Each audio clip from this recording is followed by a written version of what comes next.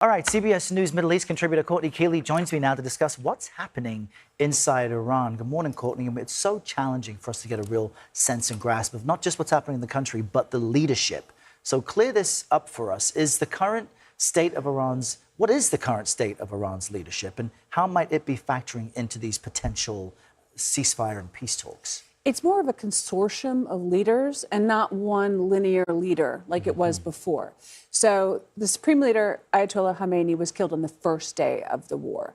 And his members of his family were killed, and his son, the successor, Mojtaba Khamenei, remains unseen. Now, whether he was disfigured, whether he lost limbs, there are many rumors, but he's physically incapable of really appearing.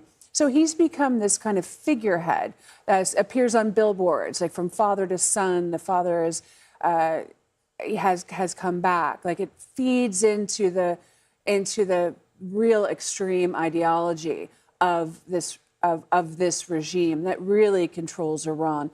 So now we're looking at more militaristic, and we're more ideological, more apocalyptic. And I can take you through these names. Well, that would suggest that it will be even more difficult for the U.S. to negotiate something that's amenable to both sides. Help us flesh out why that may be. Khamenei had the veto.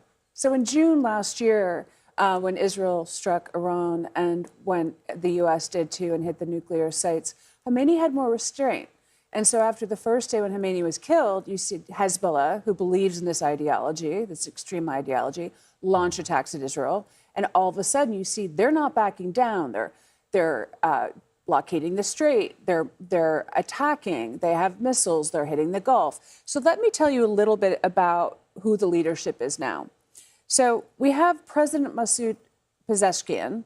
He's sort of the day-to-day leader, but he really doesn't exert that much control. We have the foreign minister, Abbas Araghchi.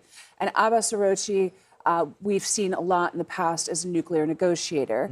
But now you have the Speaker of Parliament, Mohammad Bagher Khalibaf.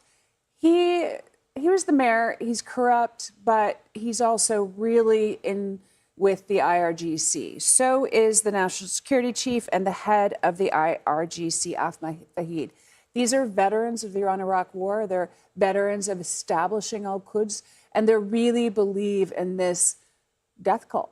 I mean, they believe in the Mahdi will come back if they continue to exert this radical Islamic ideology, oppressing people, continuing executions, continuing arrest. Any dissent is cracked down. The besieges on the street. And I'm hearing from Iranians, they're now hearing loudspeakers in Arabic and trucks going around that really aren't Iranians. Sounds like they're coming in from Iraq and possibly Afghanistan, kind of militias to support this regime too, filling in this power vacuum, which I'll continue to follow, but that does not look good. I'm hearing from people that are in their apartments in Tehran, hearing these loudspeakers, seeing the besieged on the street, and they're just really, really scared by what's happening now. Sounds like the Revolutionary Guard empowered during all of this. Courtney, great to get your insight. Thanks so much.